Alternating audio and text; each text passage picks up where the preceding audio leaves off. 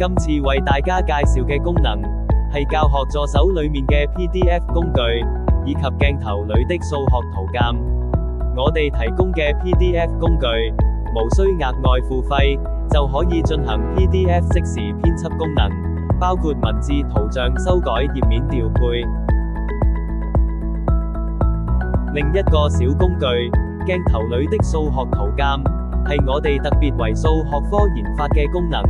學生可以利用日常照片，上傳到系統，系統會根據照片內容，產生相對應數學題目以及練習，令學習增添趣味。